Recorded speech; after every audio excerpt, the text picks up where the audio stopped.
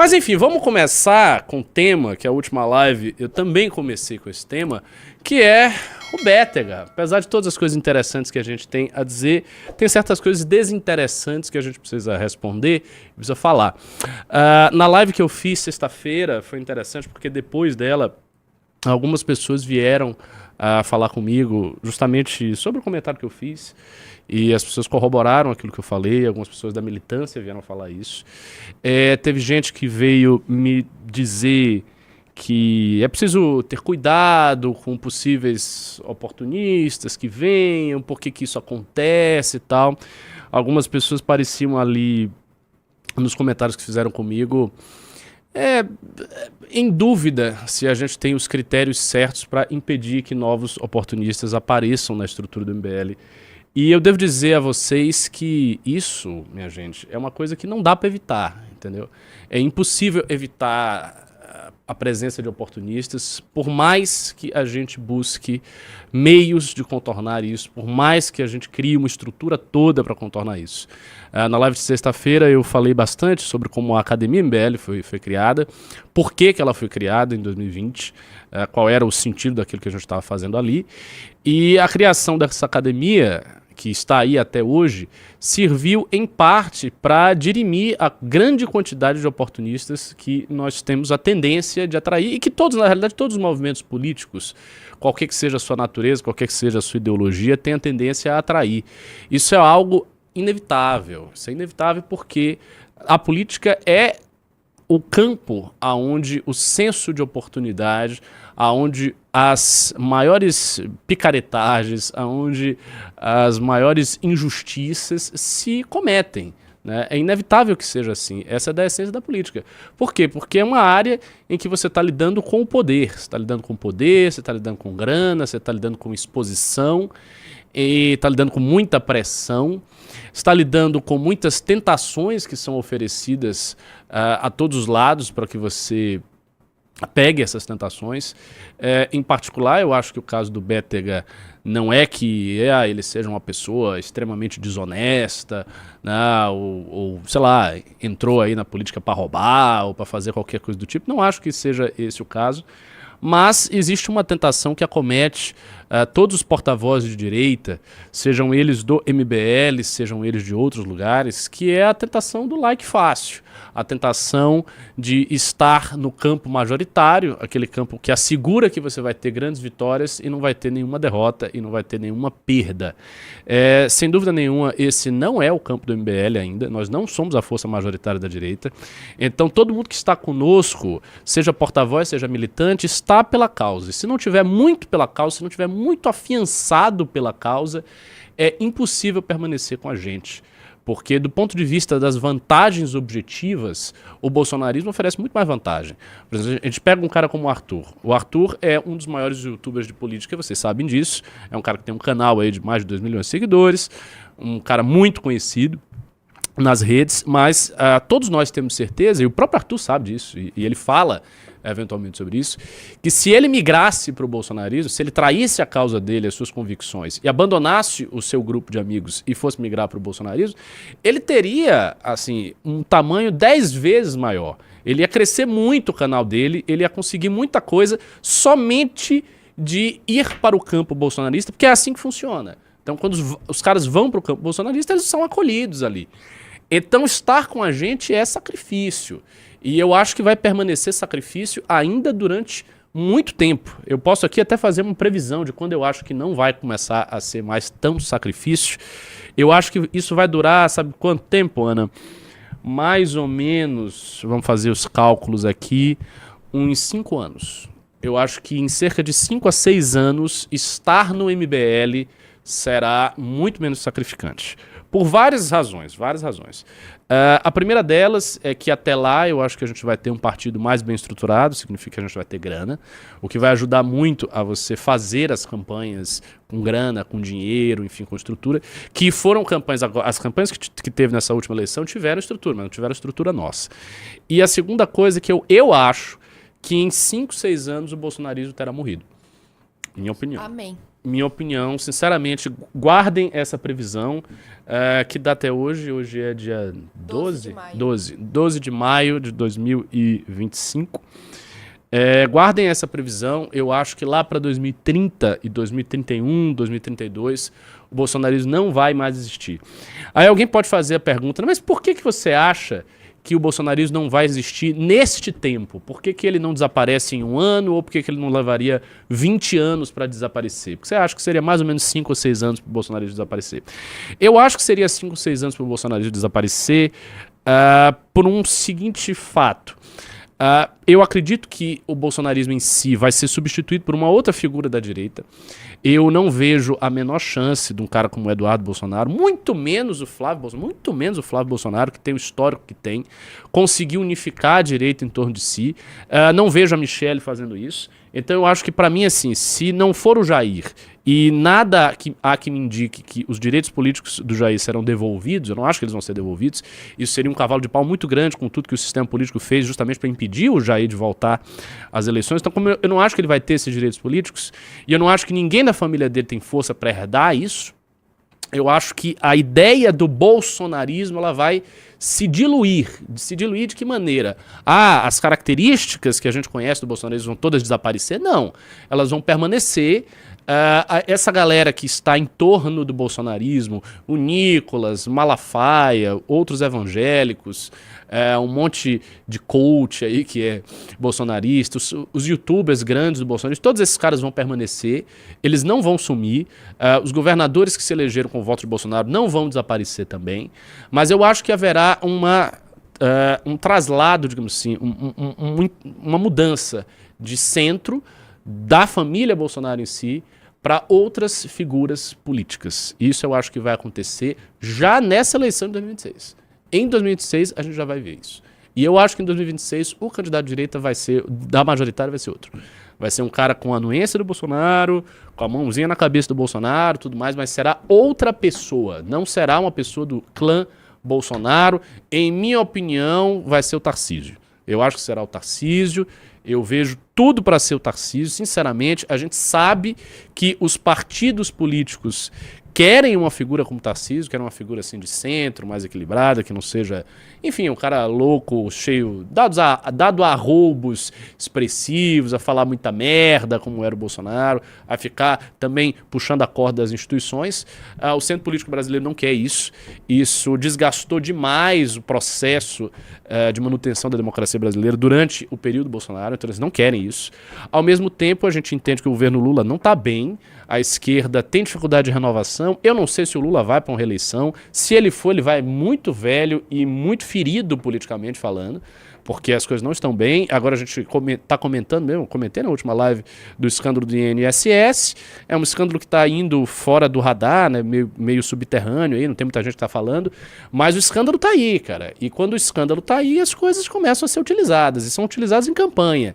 Então é muito fácil, por exemplo, você imaginar uma peça publicitária vinda de um candidato de direita que joga esse escândalo. O cara faz um histórico dos escândalos do PT. Começa pelo mensalão, vai explorando, aí vai petrolão e termina no INSS e cola na testa do Lula a pecha de corrupto, que de fato ele é corrupto. Então não é muito difícil imaginar uma peça publicitária dessa. Do ponto de vista da economia, a vida do brasileiro tá uma bosta. Não está interessante para ninguém. Ninguém está, sabe, vivendo a vida tranquilona, feliz. Isso não está ocorrendo. Então, ele não está entregando a prosperidade econômica que ele prometeu, de forma que o Lula tem grandes chances de perder em 2026, especialmente considerando que a última eleição foi uma eleição acirrada. Foi uma eleição difícil. E foi uma eleição acirrada por alguns fatos que prejudicaram o Bolsonaro. A gente teve 3 principais. Pandemia, a nossa presença, porque eu acho que a nossa presença contou sim, não foi uma coisa completamente simbólica e relevante, eu acho que contou em termos de voto sim. Se a gente tivesse abraçado o Bolsonaro, claro, lógico, não faria isso, mas se tivesse acontecido, eu acho que uma faixa daqueles votos que Bolsonaro perdeu e que foram para voto nulo, voto branco, teriam ido para Bolsonaro. E a terceira coisa foi a Carla Zambelli tentando atirar no cara lá. Então essas 3 coisas prejudicaram muito o Bolsonaro. Pandemia, Carla Zambelli e a gente. E aí ele perdeu, mas ele perdeu numa eleição acirrada. Se vem um nome com amplo consenso do clero, do alto clero político, com a chancela do Bolsonaro, sem ser o Bolsonaro, sem os problemas do Bolsonaro, um nome novo, falando discurso novo e tal, esta pessoa tende a ir pro segundo turno e ganhar do Lula, eu acho. E aí, por isso que eu falo que em 5 ou 6 anos isso vai desaparecer.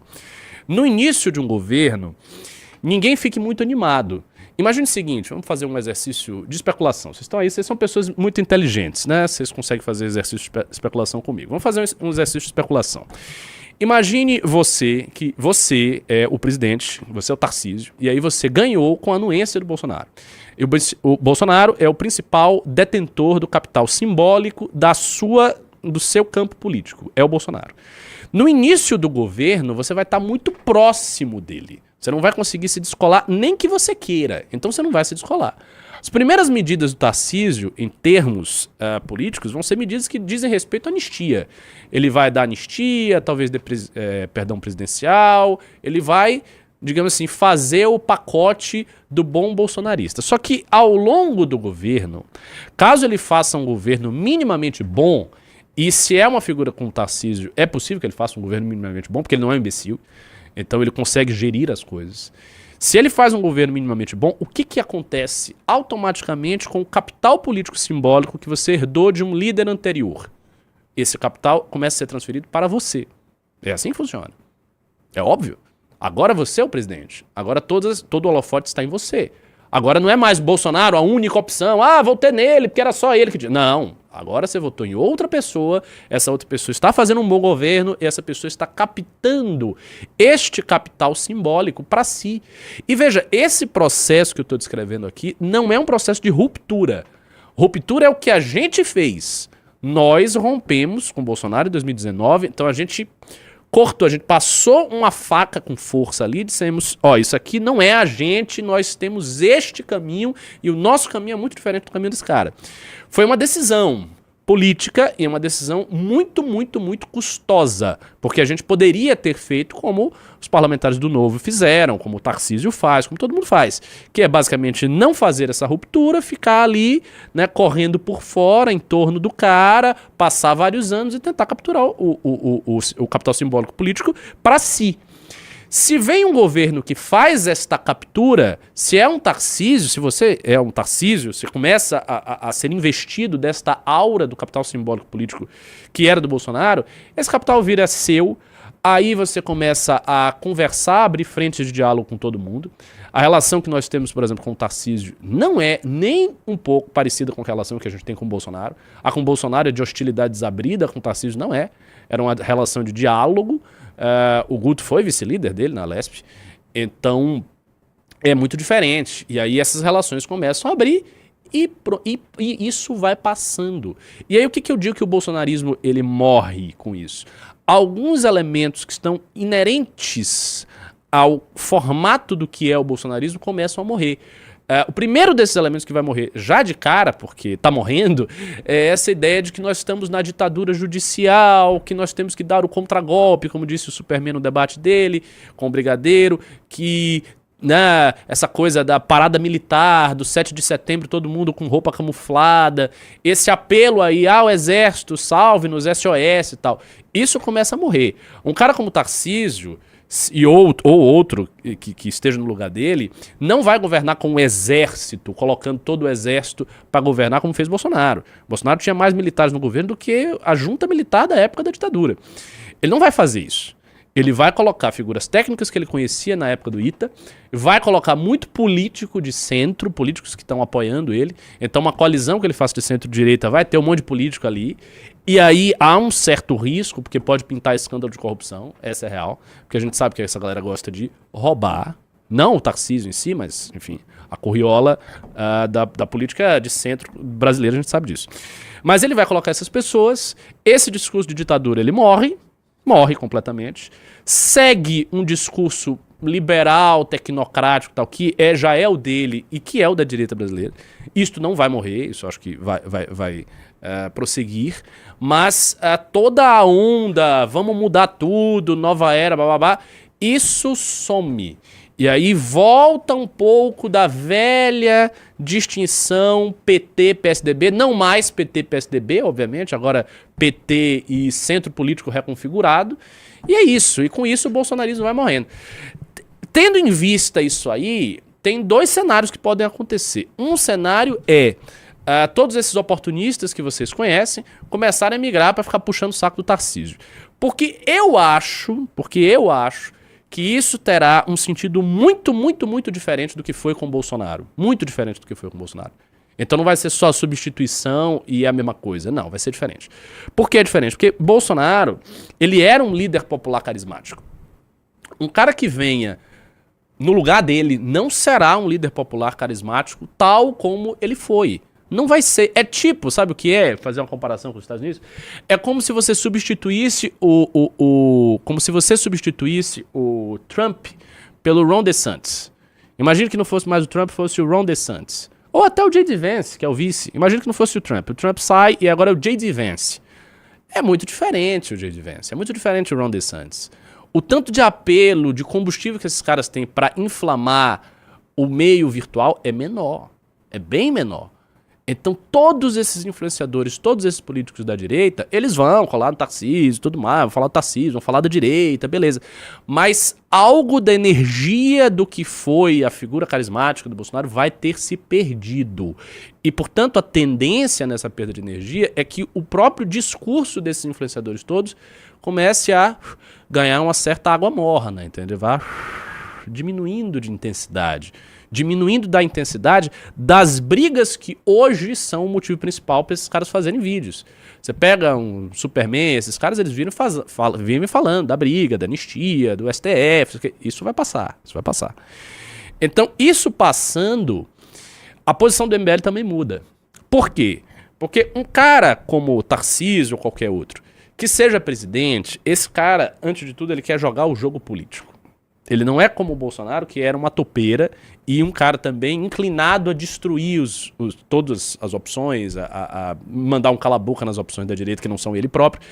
É diferente. Esses caras têm o diálogo. Então ele vai querer jogar o jogo político. Nós teremos a essa altura um partido, nós teremos gente eleita, que a gente vai eleger algumas figuras em 2026, não sei se vai ser muita gente, acho eu, numa análise fria e realista, que não será muita gente, mas acho que vai ampliar a bancada federal um pouco, vai ampliar a bancada estadual um pouco, e nós teremos o partido.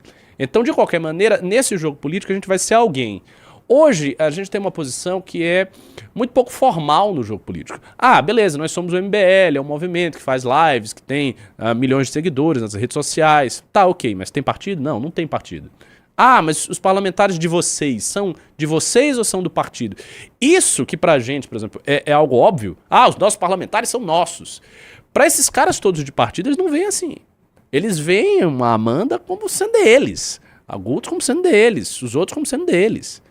Eles olham a lógica partidária e parece meio estranho. Ah, mas esses caras estão no MBL. Ah, ok, isso é MBL. Mas você também é União Brasil, você é também Partido XYZ. É assim que funciona, é normal que funcione assim. Porque eles estão enxergando a lógica do partido. Quando você está dentro do partido, você está dentro do partido. Então você tem ali o trabalho partidário. Olha, quando a gente for o nosso partido, nós tivermos essa estrutura formal, todos os atores políticos eles vão olhar. Opa! Temos que conversar com esse cara, temos que sentar com o Renan. Agora, o Renan agora é o presidente de um partido. Ele não é mais só o presidente de um movimento de jovens que faz lives. Não, ele é o presidente de um partido. O partido encaminha certos entendimentos, o partido atua desse jeito, o partido tem uma organização interna, o partido serve para receber pessoas de outros partidos que estejam insatisfeitos com a situação partidária. Entendeu? E aí você coloca essas pessoas dentro do partido. Não é à toa que várias figuras estão se aproximando do MBL agora, elas estão se aproximando por causa do partido. Então a existência do partido faz com que as pessoas venham para perto de nós. Então muda muito. E com essa mudança, e com a mudança geral dessas coisas, a tendência é que se abram frentes de diálogos, que a gente comece a ter espaço, e aí, meus senhores, o bolsonarismo vai se dissolver, e o bolsonarismo se dissolvendo, perdendo a força, a gente fica mais forte. Por quê? Porque aí acaba o tabu que existe na direita em relação ao MBL. Porque hoje o MBL é um tabu ainda. Porque o cara que é o comandante em chefe da direita, o Bolsonaro, nos odeia. Então ele diz, não pode se aproximar do MBL, saia do MBL, eu gosto do Guto, mas não gosto desse MBL, eu gosto de falar, mas MBL não presta. Quando isso terminar, aí acabou. Aí acabou. E aí estar com a gente será muito menos custoso, porque não vai haver, isso que eu quero que vocês entendam, não vai haver esta opção que hoje é tão radical e que levou o Beta a fazer o que tá fazendo e a falar as merdas que ele tá falando, que eu vou reagir agora. Que é a opção de ou eu escolho estar aqui com os caras do MBL, ou então eu escolho estar com a direita. Leia-se, escolho estar com o Bolsonaro e Bolsonaro é majoritário e Bolsonaro vai me ajudar mais. Não havendo essa dicotomia radical, porque este lado aqui não nos odeia, mas é um lado tranquilo, burocrático, formal, que quer abrir diálogo conosco e com todo mundo que tá na política, não haverá mais essa grande opção. Então as pessoas não vão ficar saindo do MBL e aí vai mudar. Agora, até lá, passando esses anos, sim, pode pintar vários oportunistas, a gente vai ter que lidar com eles e é da vida.